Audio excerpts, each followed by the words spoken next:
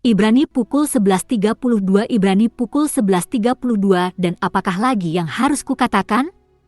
Saya tidak punya waktu untuk berbicara tentang Gideon, Barak, Simson, Yefta, Daud, Samuel dan para nabi komentar. Pria beriman namun, bagaimanapun, disebutkan di sini.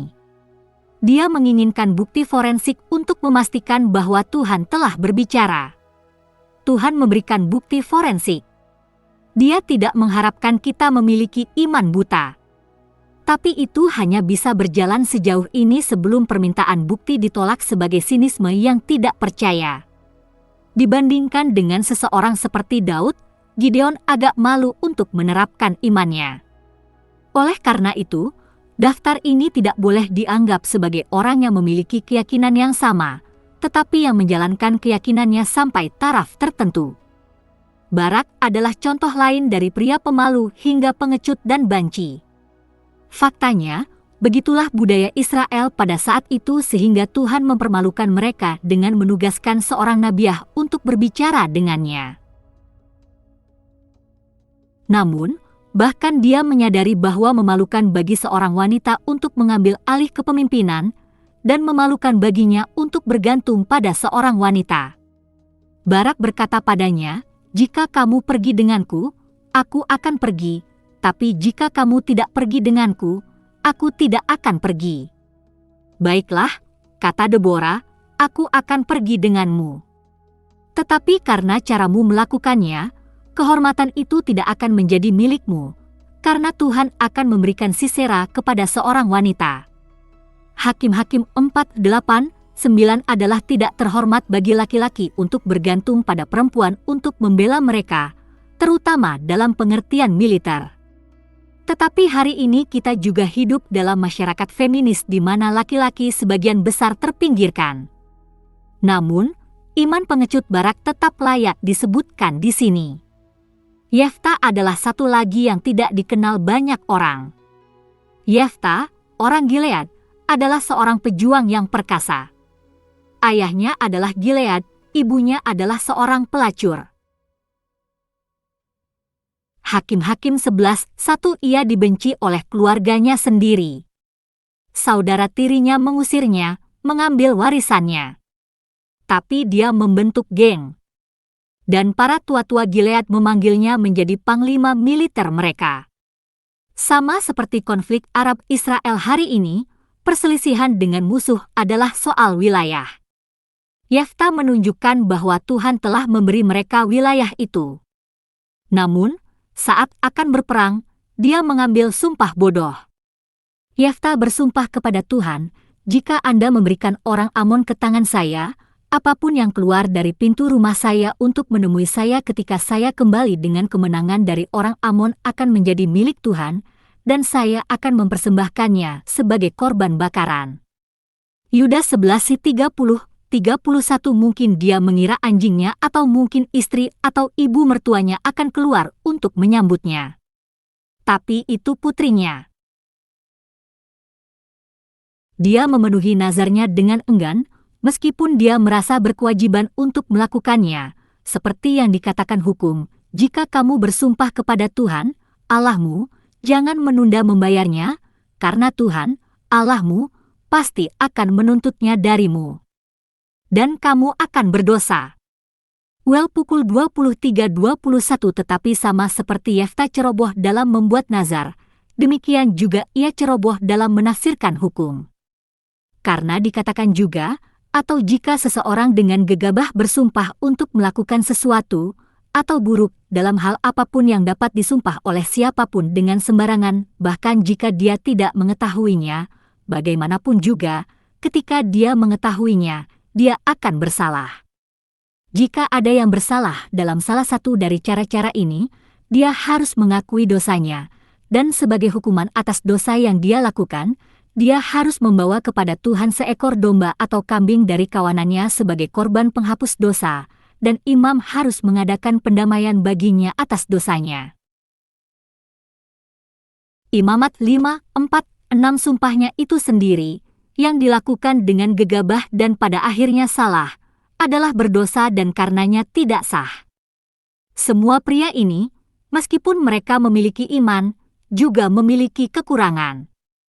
Ibrani 11:33-34 Ibrani 11:33-34 yang dengan iman menaklukkan kerajaan-kerajaan, menegakkan keadilan, dan memperoleh apa yang dijanjikan, ia menutup mulut singa, memadamkan amukan api, dan lolos dari mata pedang, yang kelemahannya berubah menjadi kekuatan, dan yang menjadi perkasa dalam pertempuran dan mengalahkan tentara asing. Komentar, iman mengubah kelemahan menjadi kekuatan. Sangat menarik bahwa tata bahasa di sini membuat kita berpikir bahwa bukan Tuhan, tetapi mereka yang melakukan hal-hal ini. Ambil contoh Daniel. Daniel menutup mulut singa atau membuat Tuhan. Secara harfiah dikatakan di sini bahwa Daniel melakukannya dengan iman. Namun Daniel sendiri berkata, Allahku mengutus malaikatnya, dan dia menutup mulut singa. Kasus adalah fungsi kerjasama mereka dengan Tuhan melalui pelaksanaan iman mereka. Jadi sementara Tuhan adalah penyebab langsung, hasilnya juga bergantung pada mereka dan iman mereka. Demikian juga masih hari ini. Allah menyelamatkan manusia, tetapi keselamatan mereka juga bergantung pada umatnya yang menjalankan iman dengan memberitakan Injil kepada mereka. Jadi, hasilnya, nasib orang, sebagian bergantung pada keyakinan kita. Ini bertentangan dengan ide yang murni fatalistik, perlu saya katakan, Calvinis, bahwa kita hanyalah boneka yang tidak memiliki kendali atas hasil dari suatu peristiwa. Nah, yang juga disebutkan di sini adalah yang kelemahannya diubah menjadi kekuatan. Rasul Paulus memberikan contoh yang jelas tentang hal ini. Dia menerima wahyu besar dari Tuhan, tetapi Tuhan khawatir ini akan membuatnya bangga pada dirinya sendiri. Jadi Paulus berkata, jangan sampai aku menjadi sia-sia karena wahyu besar ini, aku diberi duri dalam daging, seorang utusan setan, untuk menyiksaku. Tuhan menolak untuk melepaskannya dari rasa sakit, tetapi Paulus terhibur dengan fakta itu.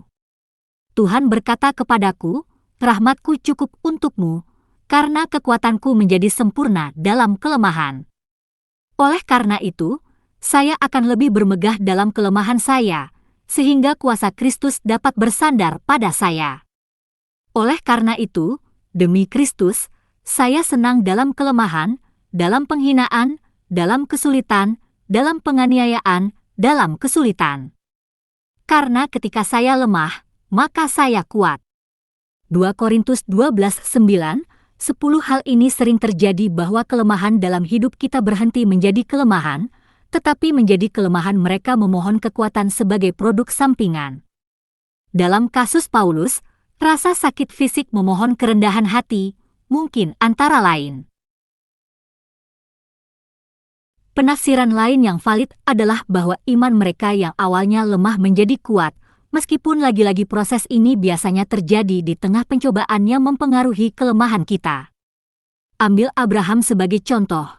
Dengan iman yang tak tergoyahkan, dia menghadapi kenyataan bahwa tubuhnya hampir mati sejak dia berusia sekitar 100 tahun, dan bahwa rahim Sarah juga mati. Namun, dia tidak goyah dalam ketidakpercayaan. Janji Allah, tetapi dikuatkan dalam imannya dan memuliakan Allah, yakin sepenuhnya bahwa Allah berkuasa untuk melakukan apa yang telah dijanjikannya. Roma 4:19-21 Ibrani pukul 11.35 Ibrani pukul 11.35 Para wanita menerima kembali orang mati mereka, dibangkitkan. Yang lainnya disiksa dan ditolak untuk dibebaskan, agar mereka dapat memperoleh kebangkitan yang lebih baik. Komentar, kebangkitan yang lebih baik bertentangan dengan Injil kesehatan dan kekayaan hedonistik yang menyatakan bahwa hanya hal-hal baik yang akan terjadi jika kita setia. Terkadang hal-hal baik memang terjadi. Orang mati dibangkitkan. Dan terkadang Tuhan membiarkan umatnya disiksa sampai mati. Kita ingat Sadrah, Mesah dan Abednego yang berkata, jika kami dilemparkan ke dalam perapian yang menyala-nyala, Tuhan yang kami layani mampu melepaskan kami darinya, dan Dia akan melepaskan kami dari tangan-Mu, ya Raja. Tidak, kami ingin Dia tahu, ya Raja, bahwa kami tidak akan melayani dewa-dewa Anda atau menyembah patung emas yang telah Anda dirikan. Daniel 3:17-18 Tuhan mengharapkan iman seperti ini. Jadi bersiaplah untuk menderita karena imanmu. Sesungguhnya setiap orang yang mau hidup beribadah di dalam Kristus Yesus akan menderita aniaya, sedangkan orang jahat dan penipu akan bertambah jahat, mereka menipu dan disesatkan. Pasal Ibrani, kita membaca, dan mereka menerima penyitaan barang-barang mereka dengan gembira, karena mereka tahu bahwa kamu sendiri memiliki barang-barang yang lebih baik dan tahan lama. Ibrani pukul 10.34 Adapun kebangkitan orang mati, Tuhan membangkitkan orang mati. Ambil Lazarus, misalnya. Dan ambil contoh gadis Sunem yang putranya Elisa bangkit dari kematian. Ini mati lagi. Namun, ada kebangkitan yang lebih baik yang tersedia bagi orang benar. Lebih penting menanggung kesulitan dengan iman daripada berdoa agar hal-hal baik terjadi pada kita. Ibrani 11:36-37 Ibrani 11:36-37 Beberapa menghadapi ejekan dan pencambukan, sementara yang lain dirantai dan dimasukkan ke dalam penjara.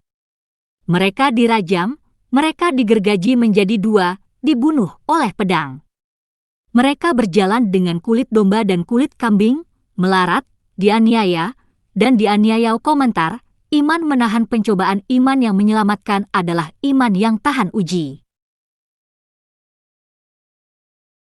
Pencobaan semacam itu mungkin melibatkan penghinaan dan fitnah yang bertahan lama. Itu bisa melibatkan siksaan jangka panjang, pembatasan dan batasan pada kehidupan seseorang. Itu melibatkan kehilangan pekerjaan Anda, kemiskinan dan dianiaya. Yesus berkata tentang iman yang tidak menyelamatkan, iman yang dangkal, bahwa ketika datang pencobaan atau penganiayaan karena firman itu, ia segera pergi. Matius pukul 13:21 artinya, mereka percaya untuk sementara waktu, tetapi pada saat pencobaan mereka murtad. Lukas 8:13 Banyak orang Kristen di masyarakat barat bebas dari jenis penderitaan dan cobaan yang disebutkan di sini. Dan akibatnya, tidak diragukan lagi banyak yang akan segera murtad jika masalah seperti itu terjadi pada mereka karena kata tersebut. Tapi bayangkan seorang Muslim masuk Kristen di sebuah negara Islam. Dia mungkin tidak akan hidup lama. Tapi ini memang jenis iman yang Tuhan harapkan. Tidak ada alasan bagi Kristen untuk bersembunyi dari penganiayaan di negara-negara yang menganiaya orang Kristen. Ya, Anda bisa disiksa dan kematian.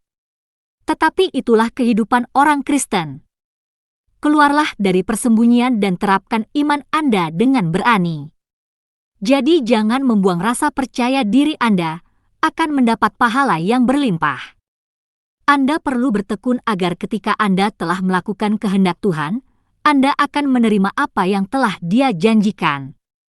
Karena sebentar lagi, Dia yang datang akan datang dan tidak akan menunda. Tetapi orang benar saya akan hidup oleh iman. Dan jika dia mundur, aku tidak akan berkenan kepadanya. Tetapi kita bukanlah termasuk orang-orang yang mundur dan binasa, melainkan orang-orang yang percaya dan diselamatkan.